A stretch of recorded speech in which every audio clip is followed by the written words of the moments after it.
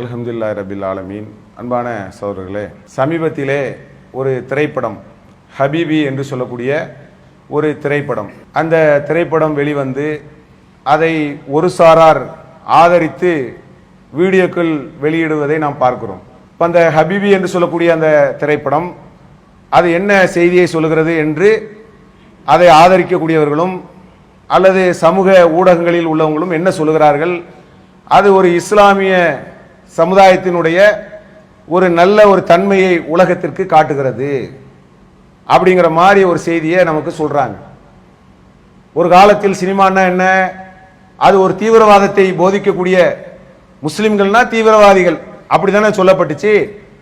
அதெல்லாம் மாற்றி ஓரளவு இன்னைக்கு இது ஒரு நல்ல செய்தியை சொல்லுகிறது, இது போன்ற திரைப்படங்கள் எடுக்கணும் பார்க்கணும் அப்படிங்கிற மாதிரி ஒரு ஊக்கப்படுத்தக்கூடிய ஒரு விஷயங்களை பேசக்கூடிய ஒரு காட்சியை நம்ம பார்க்கிறோம். அப்ப சினிமா என்பது நல்ல விஷயம் கிடையாது. முதலிலே அதை அடிப்படையிலே புரிந்து கொள்ள வேண்டும். நாம பார்க்கக்கூடிய சினிமாங்கிறது நல்ல விஷயமா? தியேட்டர்ல போய் ஒரு சினிமாவை பார்த்து இது நல்லதா கெட்டதா என்று பிரித்து பார்க்கக்கூடிய வேலையே நமக்கு தேவையில்லை. சினிமாவில் நல்லதை தர முடியுமா? அல்லாஹ் திருமறை குர்ஆன்ல எதை சொல்லி காட்டுகிறான்? நன்மையை கொண்டு நீங்கள் தீமையை தடுங்கிறான். நீங்க தீமையை தடுக்கிறதா இருந்தா நன்மையை கொண்டுதான் தடுக்கணும். தர்மம், பொறுமை, தொழுகை, இது மாதிரி நன்மையை கொண்டு நீங்கள் தீமையை தடுங்கள். இது திருமறை குர்ஆன் நமக்கு சொல்லி தரக்கூடிய ஒரு இலக்கணம். தீமையை கொண்டு நன்மை ஏற்படுத்த முடியுமா? சினிமாங்கிறது ஒரு தீமை. அதுல என்ன நன்மை இருக்க போகுது? அது மனித சமுதாயத்திற்கு ஏதாவது நன்மை தந்திருக்கிறதா? நமக்கு பிடிச்சிருக்கு, சினிமா பார்க்கறதுக்கு நல்லா இருக்கு, நடிகர்கள் நல்லா இருக்காங்க, நடிகைகள் நல்லா இருக்காங்கிறதுனால சினிமாவை ஊக்கப்படுத்த முடியுமா? இந்த திரைப்படத்தை ஊக்கப்படுத்த வேண்டிய அவசியம் நமக்கு என்ன இருக்கிறது? அது எதை சொல்லுகிறது? என்ன சொன்ன என்னங்கிற இஸ்லாமிய சமுதாயத்தினுடைய அந்த காதல் கவிதைகள், அது மாதிரி விஷயங்களை எல்லாம், காவியங்கள், அதெல்லாம் ஒரு அழகான விஷயங்களாக சொல்லுகிறார்கள். அப்படி சொல்லிட்டா அது ஒரு சிறந்த படமாயிருமா?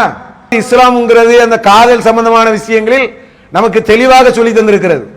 ஒரு ஆணை ஒரு பெண்ணை நேசிப்பது என்பது வேறு, ஆனா அது பின்னால ஓடிக்கிட்டேவா இருக்க முடியும்? அப்படியா இஸ்லாம் நமக்கு கற்றுத் தருகிறது? அங்க வர்றது இங்க வர்றது, தனிமையில பேசுறதும் போன்ல பேசுறதும், இதையெல்லாம் இஸ்லாம் சொல்லி தருகிறதா? சினிமாவில் எதை சொல்லி தருகிறார்கள்? சினிமாவில் நமக்கு ஆண் பெண் கலப்பை காட்டுகிறார்கள். ஆண் பெண் கலப்பு இல்லாமல் சினிமா தயாரிப்பார்களா? சினிமா தயாரிப்பு முடிந்த பிறகு, அந்த படத்தினுடைய ஷூட்டிங் முடிந்த பிறகு தனிமையில் அவர்கள் எவ்வளவு கேளிக்கைகள், எவ்வளவு மது, எவ்வளவு மோசமான செயலில் ஈடுபடுவார்கள். அதையெல்லாம் நம்மளால தடுக்க முடியுமா? சினிமாங்கிறது எந்த வகையில் நன்மை? சரி, இன்னைக்கு இந்த ஹபீபி என்று சொல்லக்கூடிய ஒரு திரைப்படத்தை எடுத்தவர் இஸ்லாம் சொல்லக்கூடிய இஸ்லாத்தை அப்படி பேசுறாரு இப்படி பேசுறாருங்கிறாங்கல்ல. சரி, இப்படி பேசட்டும். இறைவன் ஒருவன் தான், சிலை வணக்க வழிபாடு கூடாது, தர்காக்கள் கூடாது, இறைவனுக்கு இணை வைக்க கூடாது, அதுதான் உண்மை, திருமறை குர்ஆன் தான் உண்மை அப்படின்னு ஒரு 5 படத்தை எடுக்க சொல்லுங்க பாப்போம். எடுப்பானா? எப்படி படம் எடுத்தாலும் இந்த காதல் காவியத்துக்குள்ள வந்துருவாங்க. அப்படியான ஒரு நிலையில் வந்து கொண்டு ஆஹா ஓஹோ அப்படின்னு ஒரு தலையில் தூக்கி வைக்கக்கூடிய ஒரு சூழல் வருவதை நாம் பார்க்கிறோம்.